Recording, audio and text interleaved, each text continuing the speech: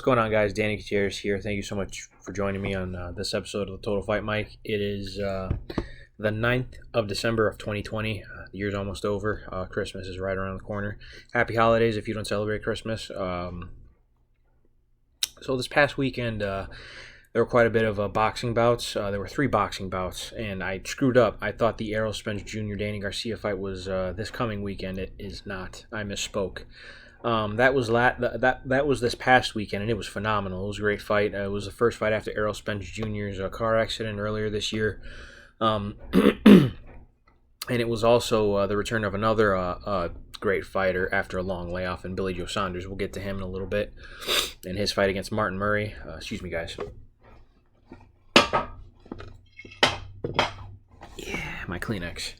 'Tis the season. Sorry, excuse me, guys. But Errol Spence Jr., a lot of boxing skeptics and everybody kind of saying that he looked slow, that he looked, kind of lethargic. I thought he looked great. I thought he was well ahead on the scorecards. I thought he was well ahead of Danny Garcia. I thought Danny Garcia put in some pretty decent activity and then all of a sudden stopped with the activity around the 6th or 7th round, when the predictive knockout of his father in the 7th round didn't happen. Excuse me, guys. But regardless of that, there was a point in time where Errol Spence Jr. was well ahead of his punches. He basically doubled Danny Garcia's output, because Danny Garcia was well behind on the cumulative shots. That, and he was having a lot of trouble with Errol Spence Jr.'s southpaw stance. He was having a lot of trouble with his jab. He was having a lot of trouble with his shots to the body. And Danny Garcia didn't look like was able to establish his range. I know he's got a really good cross, and he's got a really good lead hook to the body and to the head. He's got a very underrated jab. When he gets in the wars like that, he likes to stay in the pocket a little bit, but he didn't really do that in this fight until maybe the 11th or 12th round at the way end of the fight. But I thought it was a masterclass by Errol Spence Jr. So what's next for him? People are calling for Terrence Crawford or Manny Pacquiao or another Sean Porter fight. They're trying to set up Sean Porter versus Terrence Crawford, it sounds like, next. At 147, I'd like to see Errol Spence Jr. against Manny Pacquiao. I think that'd be a very interesting contrast in styles. They're both southpaws. Manny Pacquiao is very, disciplined, and he's basically gone through 3 eras of boxers, and he's still here in his mid-40s. It's amazing. Still training under Freddie Roach. But with Errol Spence Jr.'s new outlook on his second chance, so to speak, it'll be interesting to see what a disciplined Errol Spence Jr. Can do. It'll be interesting to see what he could do against Manny Pacquiao. But regardless, there was another bout. Billy Joe Saunders, and it was on DAZN, was taking on a former title contender, Martin Murray. Now, Martin Murray had 4 other shots to try and reclaim a middleweight, or was it super middleweight glory, championship, a world championship belt around his waist. One of them was against Gennady Golovkin. It was a very close fight. I did watch that fight, but Triple G just is Triple G, and he hits really hard, and he was able to get him out of there in the 11th round. This was basically Martin Murray's second stint back after his, or first stint after his announced retirement. He came back and he had a couple of wins, and promoter Eddie Hearn had asked him if he wanted to step up and fight Billy Joe Saunders, who was coming off of a very long layoff and a suspension. Billy Joe Saunders looked really good, and he was. If you look at the interviews, the post-fight interviews, Billy Joe Saunders was very critical of himself. He said that he felt slow. He said that he didn't capitalize on certain things that he felt like he could have. He scored he knocked Martin Murray down, and it wasn't scored a knockdown by the referee. Shame on that referee, because that was absolutely a knockdown. Billy Joe Saunders, the southpaw, was just out angling, out jabbing, out maneuvering, out pacing, just controlling the entire fight against Martin Murray. Martin Murray basically had no idea what to do against Billy Joe Saunders. Maybe he landed maybe a jab and a cross, and those are the two significant shots that I remember him landing on Billy Joe Saunders. But there were only a couple of shots where Billy Joe Saunders' head snapped back, but then he came back with 3, 4, 5 more shots of his own, and then angled off, and then had Martin Murray against the ropes, and then was utilizing the jab and then trying to feed to the body, his left cross of the body. There was just so much that Billy Joe Saunders was trying to accomplish with the time that he had in there. So, it was another masterclass by Billy Joe Saunders. He remains undefeated. He wants to fight guys like one of the Charlo brothers, Demetrius Andrade, Canelo, Triple G, guys at 160, 168. He absolutely wants to fight all those guys. There's guys from England that I don't know if he'll be willing to fight. Guys like Callum Smith, if he gets it done against Canelo coming up soon. I know he's not on his radar, but still, I think he's a great fighter. Chris Eubank Jr., he'll be getting a fight soon. There's quite a few guys out there that could present some problems and some pretty good matchups for Billy Joe Saunders, so we'll see how it all plays out in the future. There was a third bout that took place in the UK. So at 175 pounds, the top two light heavyweights in the UK was Anthony Yarde, and he only had one loss to Sergey Kovalev in a fight that he was winning until he basically got stopped at the end of the fight, basically due to exhaustion. Kind of the same way, if you're a longtime boxing fan, kind of the same way Nigel Benn lost to Michael Watson back when they were fighting for the Commonwealth title. I wasn't even alive yet. I was born in 1992. But Anthony Yarde was taking on a guy by the name of Lyndon Arthur. Now, Lyndon Arthur's a really tough, very crafty. He's a very disciplined boxer. They both have a common opponent by the name of a guy named Dex Spellman. And he was a former light heavyweight champion for the UK. And he fought both guys, and he lost to both guys. But if you look at both fights, you could really see the contrast in styles that these two these two had.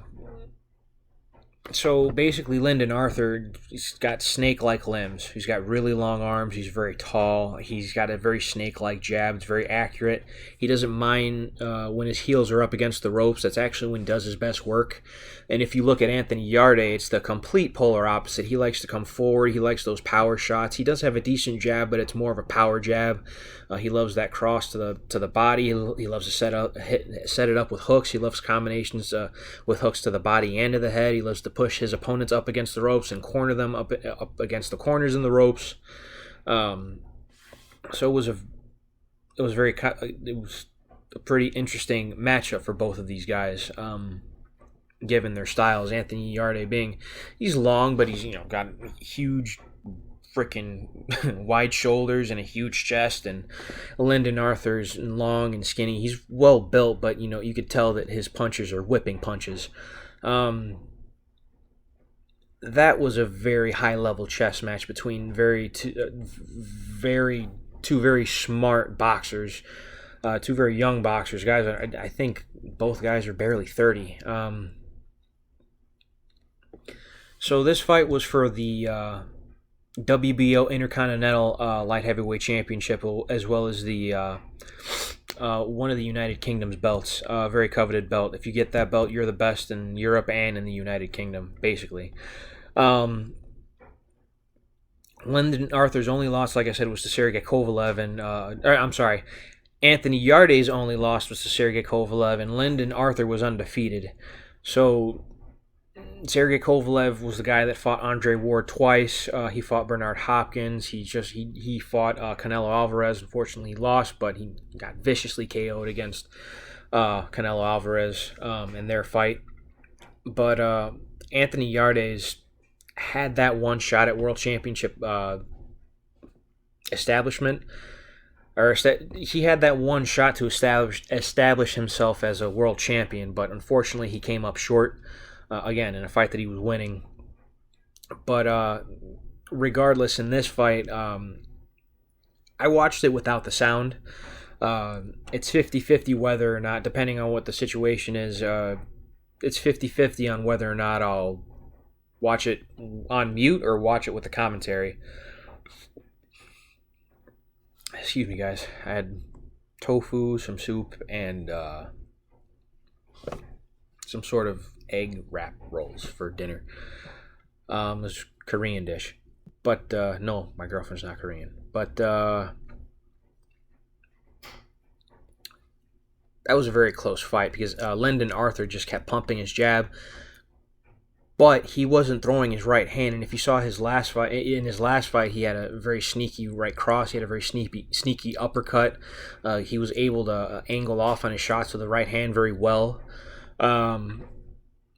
And Anthony Yarde was having none of that. He just kept coming forward. He was trying to establish shots to the body. He was trying to establish a jab of his own. From what I personally watched, I thought Lyndon Arthur was landing the jab quite a bit, but Anthony Yarde just kept coming forward and was landing shots to the body, but I felt like a lot of them were being blocked. Anthony Yarde did not hurt Lyndon Arthur until way at the end of the fight. I think there was a minute or a minute and a half left in the 12th round, and he rocked him with this cross, and you saw Lyndon Arthur buckle and immediately grab Anthony Yarde to clinch up because he didn't want any more of that power. And that was basically an exclamation point at the end of the fight for Anthony Yarde. But Lyndon Arthur was very active with his jab. He moved very well, and that was the only time he was hurt. So now, if you guys are fight fans, and if you guys remember Stephen Wonderboy Thompson contesting Tyron Woodley for his welterweight strap, that was a very close fight too, and both guys had their moments. It kind of reminded me of that fight, where both guys had their moments, but one fighter landed a significant shot, and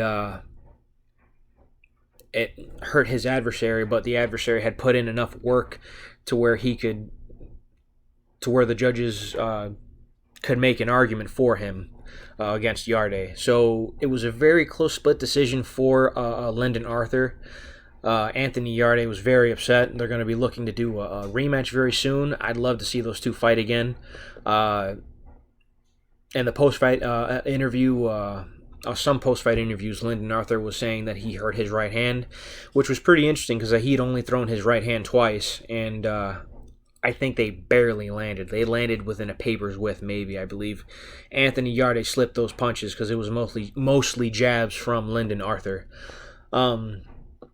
Lyndon Arthur's Intercontinental WBO light heavyweight champion at 175 pounds. He's one of the best in Europe. He's one of the best in the UK. To see him fight somebody like Canelo Alvarez or Sergey Kovalev, I don't know what's going to happen to Sergey Kovalev because he's got his own legal issues going on. But a fight between those two guys would be a treat.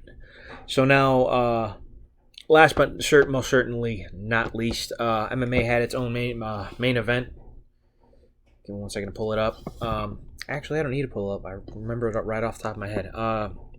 Jack the Joker Hermanson was taking on this Italian tank by the name of Marvin Vittori. Now, Marvin Vittori trains at King's MMA alongside guys like Calvin Gastelum, Fabricio Verdum. Once upon a time, Rafael dos Anjos was a part of that team. So Master Rafael Cordeiro, who's a former teammate of the very legendary Chuta Box team in Brazil, who had guys like Vanderlei Silva and Shogun from Pride, and Anderson Silva. He's a very long-time coach of that style, and he's very much refined that style of the strike heavy, come forward, if it gets to the ground, heavy ground and pound shots, look to break away from the clinch. If you are in the clinch, look to establish a position where you can do damage in the most extreme effect possible. Master Rafael Cordero was actually in the corner for Mike Tyson's exhibition bout against Roy Jones Jr.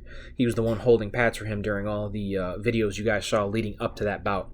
So Master Rafael Cordero's been around for a very long time at a championship level. So Marvin Vettori was in very good hands coming into this fight as a late replacement for Jack Hermansson, who was supposed to fight Kevin Holland. And I forgot who else he was supposed to fight, but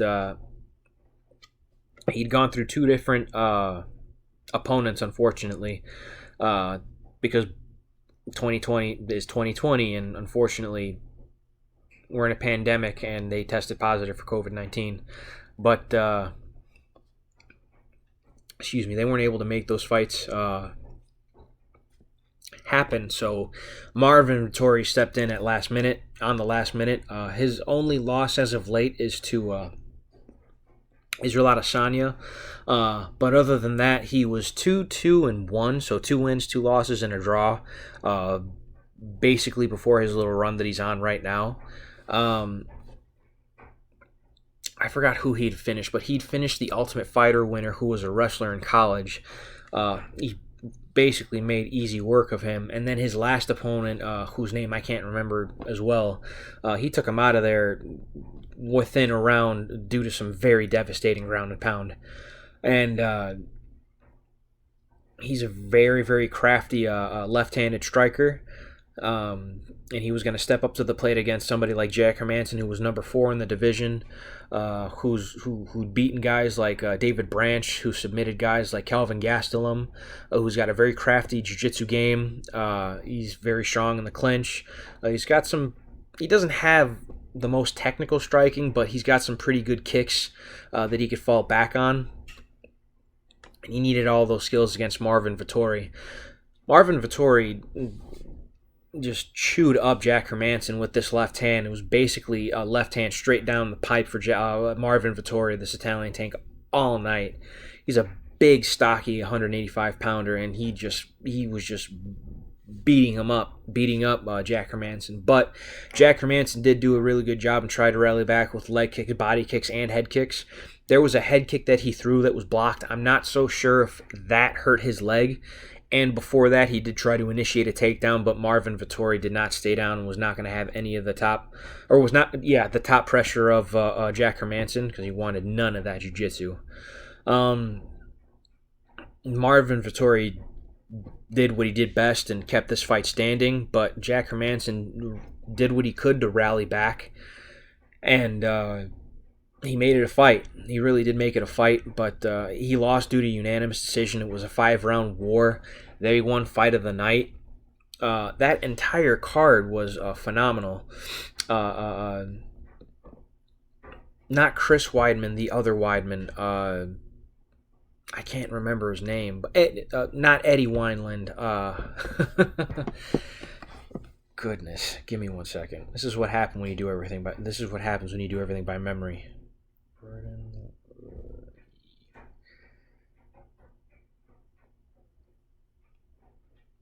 Give me 1 second, guys. Matt Weinman.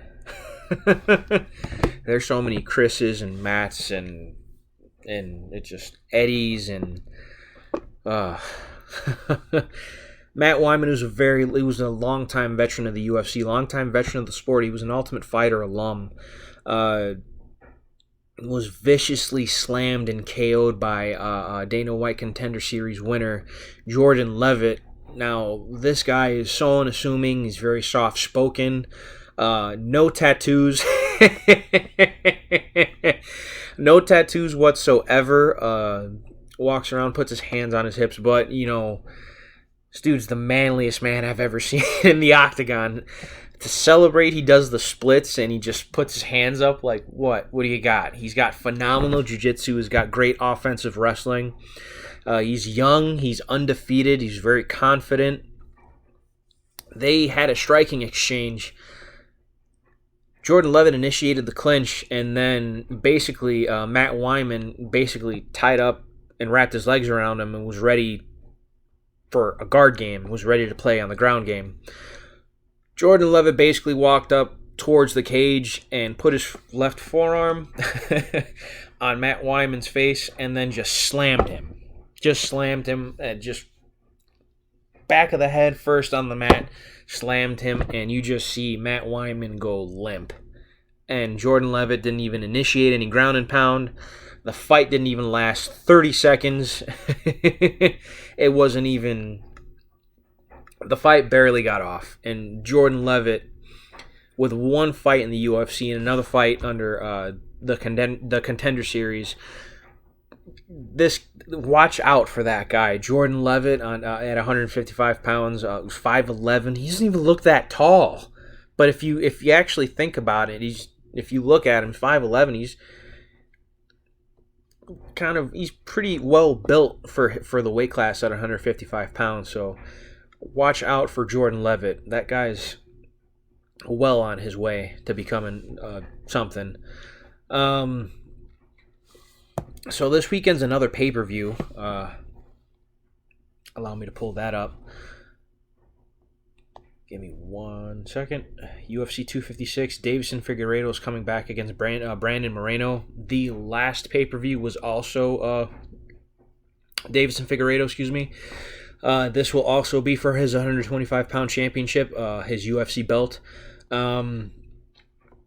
The thing is, this is a very quick comeback. His first title fight against Joseph Benavidez, he didn't make the weight, so he wasn't eligible to win the title.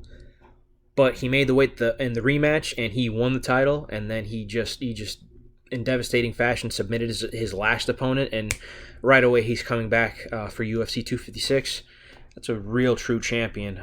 Brandon Moreno and Davison Figueiredo. That's going to be a phenomenal fight. Davison Figueiredo's ripped. He's an athletic specimen. He's got knockout power, one-punch knockout power at 125 pounds. You don't see that. The last guy that had that was John Dodson. And John Dodson didn't even have... Well, John Dodson, he had crippling power. He had the type of power that would make your body go limp, and then he would just swarm on you with 12, 11, 13 shots, and then that was it. Davison Figueiredo's got put-you-to-sleep power. And he's got great jiu-jitsu. He's very strong. He's got great wrestling as well. He's got great scrambles. His only loss was to Jussier Formiga, who's no longer in the UFC. Other than that, he's looked like a world beater. Brandon Moreno, he's a scrappy guy too. He loves to utilize. His strengths are the ground game. He's got phenomenal ground and pound. He's got very disciplined passing. He's got very textbook passing. He loves to utilize ground and pound to soften opponents up, to advance and open up for submissions. If he doesn't get the submission, he has no problem ground and pounding you out. When it comes to the stand-up, he loves to get into those dog fights, man. He loves to just bite down in his mouthpiece and go to war. He's been way more disciplined in his striking. You've seen him implement a lot more leg kicks, a lot more faking and feinting. You see him bouncing on his feet a lot more. You see him establish much more of a jab. He's going to need to be a complete mixed martial artist if he wants to even have a chance against Davison Figueiredo, because Davison Figueiredo is looking like a world beater right now at 125 pounds. So that's your main event for UFC 256. Let's look at the rest of the card. Every time I pick up this phone, I'm like, oh, and like the light bulb goes on. It's ridiculous. I don't have the rest of this card memorized, unfortunately. Let's look at the co-main event. I know I know Tony Ferguson and Charles Oliveira are going to be fighting 155 pounds. This fight is a very important fight for both guys, with Charles Oliveira being on a 7-fight win streak, 8-fight win streak, I believe. He's looking really, really good. He's looking complete. He's looking put together. You basically saw him grow up in the UFC. I remember his debut against Darren Elkins when John Jones was fighting Brandon Vera on the undercard of a UFC versus... I was a junior in high school. That was a long time ago. It was a very long time ago. Charles Oliveira has fought everybody at 145 pounds and 155 pounds. He's gone through the trenches and he's made it. He's literally started from the bottom and now we're here. That's been the career of Charles Oliveira. Tony Ferguson has been on the grind ever since he won the Ultimate Fighter under the Brock Lesnar banner. He was the man. His only loss was to Michael Johnson. He'd broken his arm and was basically unable to do what he needed to do to get the win, and then he went on this tear of veterans and former champions and was knocking on the door for a title shot, was booked to fight Khabib many times, never went through, something always happened, and then he wins an interim title, he beats Kevin Lee, and then he finally gets, he gets another shot at a championship gold. 2020 happens, and Tony Ferguson fights Justin Gaethje, and he loses the fight. And in the first couple of rounds, you can make a case that Tony Ferguson was still one of the baddest men at 155 pounds on the planet. Excuse me, guys, sorry. It was soy sauce mixed with peanut or sesame oil, something like that. Sorry about that, acid reflux. But anyways, Tony Ferguson has done everything that he could to make the Khabib fight happen, and unfortunately it didn't. Khabib retired 29-0 undefeated. Tony Ferguson's trying to get back to even knocking on the door to get that legitimate strap. You got guys like Dustin Poirier and Conor McGregor coming back, and now with Charles Oliveira, guys like Dan Hooker, Paul Felder, Rafael dos Anjos is coming back. The 155-pound division is loaded. It's loaded. It's loaded with sluggers, man. Laundry's done. It's loaded with sluggers, man. But that's going to be a very good fight. Both guys have crisp stand-up.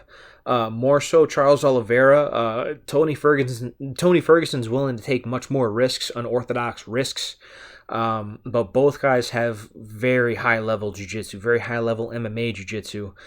Charles Oliveira did gi jiu-jitsu for a very long time. I'm pretty sure he's acclimated his style to fit the MMA game, so to speak. But Tony Ferguson's ground game is phenomenal, too.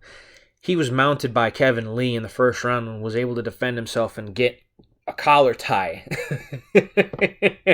up against Kevin Lee just to nullify the ground and pound of a big Kevin Lee on top of him. So, and then he submitted him off of his back with a triangle. So in the second round. So both guys are no joke on the ground. That's going to be a very exciting fight.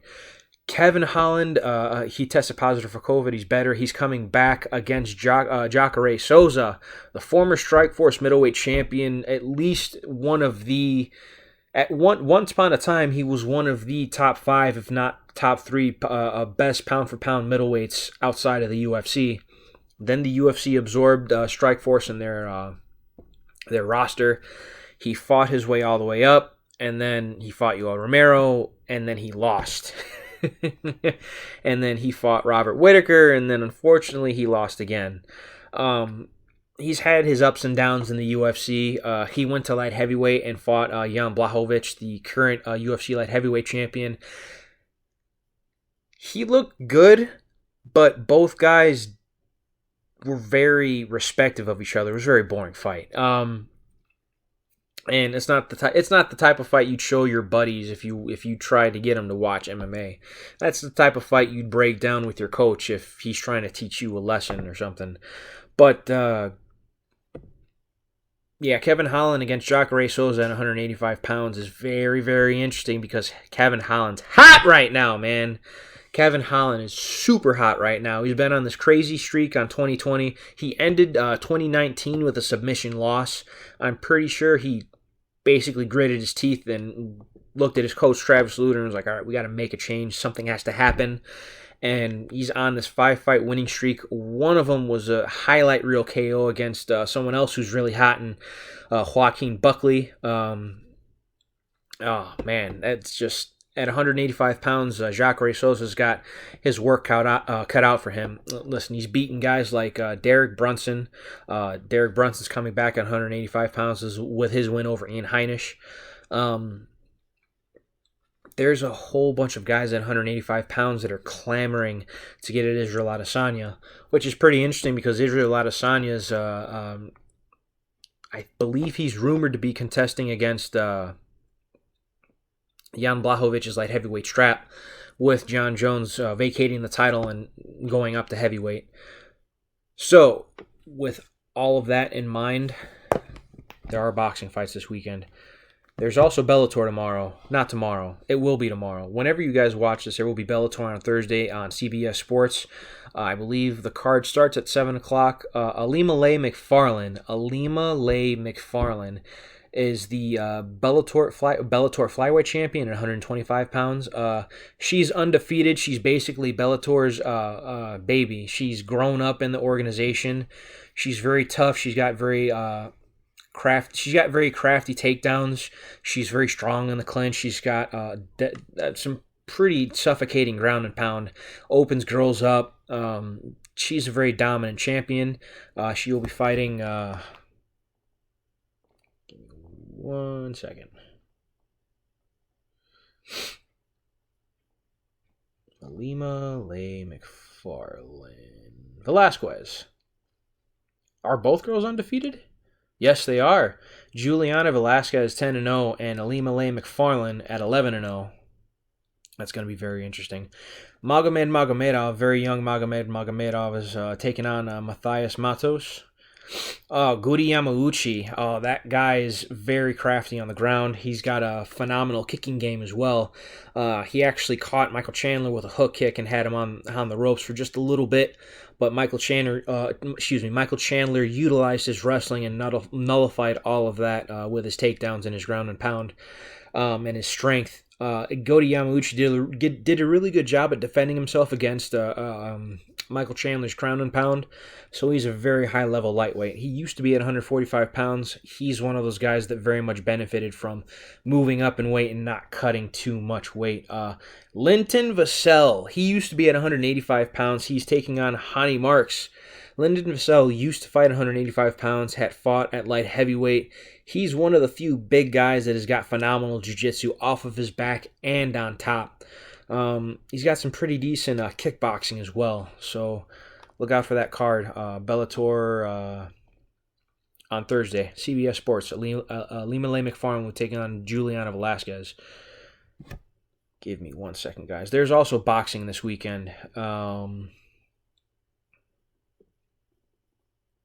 on, let me see here. Kubrat Pulev will be challenging Anthony Joshua for his IBF and WBA and WBO belts. And I believe his IBO belt is IBF, IBA, WBA, and WBO belts. The WBC Lineal and Ring magazine belts belong to Tyson Fury right now. Kubrat Pulev, his only loss is to Vladimir Klitschko.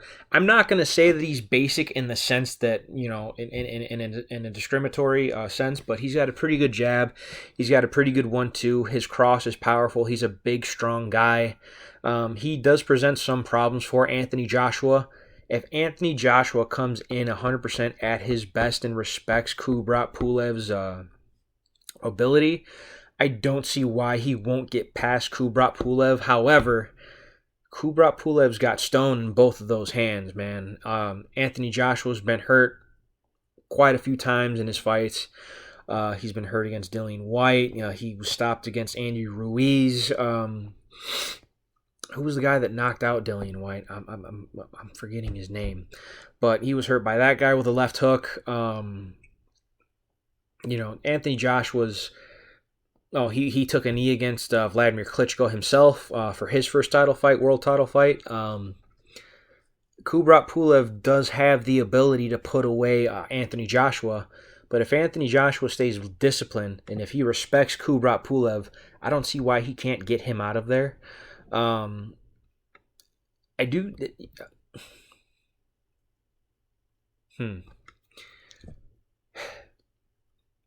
Anthony Joshua's stopping ability It's very high. You don't see him go to the scorecards very often. Uh, Kubrat Pulev's kind of, I won't say he's at the end of his career, but this is probably his last chance for a title shot, or to be a world champion at that. And a lot of people really want to get to, Anthony Joshua versus Tyson Fury. Um, you know, with with so much going on in the heavyweight division, with Deontay Wilder, with all of these claims coming out from Deontay Wilder, it's very difficult to get behind a champion that just keeps making all these excuses, especially one as decorated as Deontay Wilder. I mean, no one's been a WBC champion for that long. He's only got one win by decision. That was against Bermane Stiverne, and that was his first title fight. And all of his wins after that were stoppages. And his first fight against Tyson Fury was a classic. It's very disheartening to see a former American champion, a decorated American champion, go out like that. But regardless, I mean, it's 2020. What can you do? So, yeah, I want to thank you guys so much for joining me on this episode of Total Fight Mike. I want to thank Patrick Luznicki, and Patrick Luznicki Productions. Please subscribe, make sure you drop a like, and I will see you guys in the sequel. Bye, everybody.